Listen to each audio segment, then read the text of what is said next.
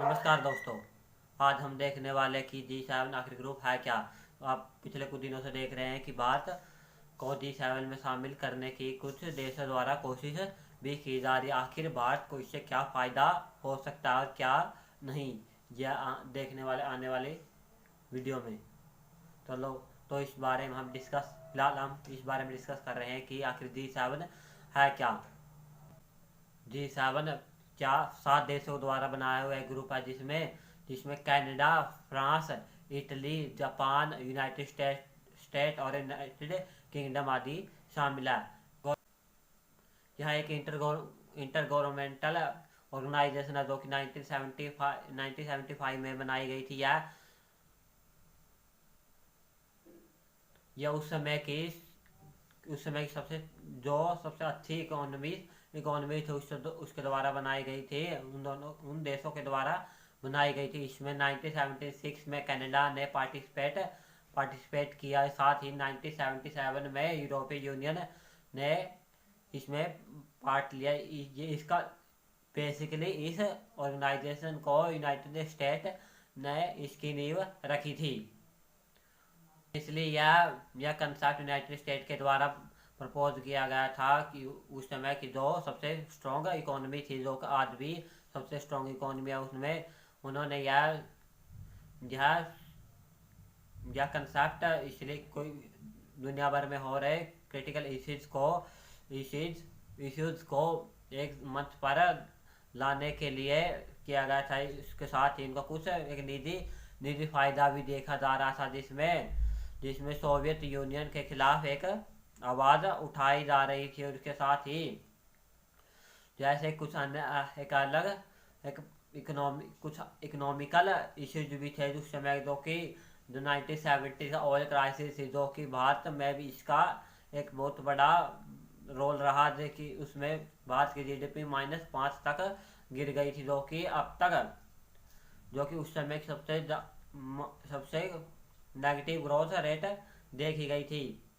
उसके बाद केवल भारत की GDP अब ही नेगेटिव ग्रोथ में आई है। उसके साथ ये चलो, यह तो एक अलग अलग कंसेप्ट है, लेकिन इसके साथ ही उस साथ ही अमेरिका ने यह चीज़ को उन्होंने फाइनेंशियल क्राइसिस से निपटने के लिए, टेररिज्म से निपटने के लिए, उसके साथ ही आर कंट्रोल और ड्रग ट्रैफिकिंग के जैसे मुद्दों पर बात करने के लिए इस कंसेप्ट को बनाया गया था।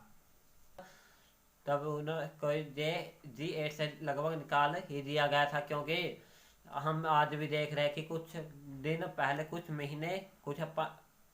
दिन पहले जब यूक्रेन और रशिया की टेंशन बहुत ज़्यादा बढ़ चुकी थी। यह टेंशन इसी इलाके पर सबसे ज़्यादा बड़ी थी, जहाँ पर जिसके कारण रशिया को उस समय G8 से निकाल दिया गया था। जब 2016 में यूएसए के प्रेसिडेंट डोनाल्ड ट्रंप इलेक्टेड किए गए थे, जब उन्होंने रशिया को वापस G7 में मिलाने का प्रस्ताव दिया, उन्होंने इसका कारण यह बताया कि मॉस्को की ग्लोबल स्ट्रेटजिक इम्पोर्टेंस है, इसलिए उसे रशिया को वापस G7 कंट्रीज के अंदर मिला लेना चाहिए। जी सेवन ग्रुप का ना तो कोई फॉर्मल कॉन्स्टिट्यूशन है और ना ही कोई एक हेडक्वार्टर है। यह हेडक्वार्टर हर साल बदलता रहता है, क्योंकि G7 कंट्री ग्रुप को अलग अलग देश हर साल होस्ट करते हैं। जो उस मीटिंग में उस समिट में जो भी फैसले लीडर्स के द्वारा लिए जाते हुए नॉन बाइंडिंग है, मतलब वह किसी पर थोपे नहीं जा सकते, जो उस टाइम फैसले लिए जा सकते हैं। इंडिया, चाइना और ब्राज़ील के राइज अप होने के बाद यह जी सेवन ग्रुप की लगभग रेलेवेंस बहुत हद तक कम हो चुकी है, क्योंकि उनका उस टाइम 80% तक क्योंकि उनका उस समय 1975 के टाइम बहुत टॉप इकोनॉमी थी उस टाइम, लेकिन अब उनकी टोटल वॉल्यूम 40% तक गिर चुकी है। इसका मतलब है कि इंडिया, चाइना और ब्राज़ील की इकोनॉमी बहुत ज़्यादा पुश अप हुई है, इसलिए उनकी रेलेवेंस तक गिर चुकी है। आप सोच रहे होंगे कि आखिर G7 वर्क कैसे करता है।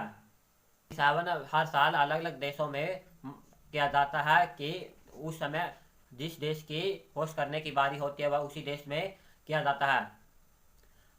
G7 समिट से 2 दिन पहले सभी पार्टनर देशों को वहाँ उसके प्रेसिडेंटों को वहाँ पर बुला लिया जाता है। जो जो समिट में ग्राउंड वर्क होता है वह प्रेसिडेंट और किसी देश के प्रेसिडेंट और प्राइम मिनिस्टर के द्वारा नहीं किया जाता, बल्कि कुछ जिन्हें जिन्हें उन लोगों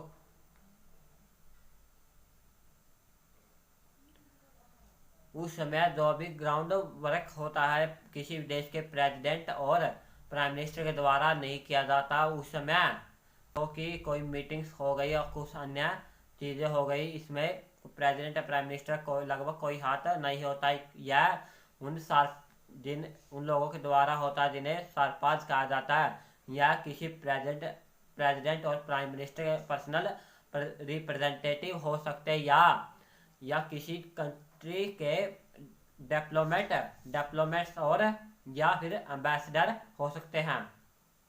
आखिर आपने कुछ दिनों में देखा ही होगा कि कई कई ग्रुप होते हैं, जैसे G7, G8, G9, G10, G11, G18 और G20। हम ये देखने वाले हैं कि आखिर इनका इवोल्यूशन G7 से लेकर G20 तक का इवोल्यूशन कैसे हुआ। जैसे कि एग्जाम्पल G20 या G20 देश जिनमें G7 डायरेक्टली इन्वॉल्व होते हैं, उसके अलग से 13 देश उसमें इन्वॉल्व होते हैं, जिसमें चाइना, ब्राज़ील, इंडोनेशिया, मैक्सिको, उसके साथ ही साउथ अफ्रीका और ऑस्ट्रेलिया तो G7 में ही आ जाता है। इसके साथ ही कुछ अन्य देश, कुल मिलाकर इसमें 12 से 13 देश होते हैं।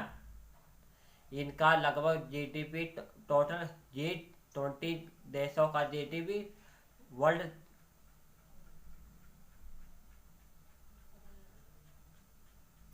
G20 देशों के टोटल जीडीपी लगभग पूरे वर्ल्ड का 80% होता है, जो कि एक बहुत बड़ा नंबर है, जिससे हम यह देखते हैं कि लगभग G20 देश पूरे दुनिया को एक तरह से कंट्रोल कर रहे हैं, जिसमें उनका अन्य चीज़ें, जिसमें मिलिट्री सपोर्ट कुछ अन्य चीज़ें भी शामिल है।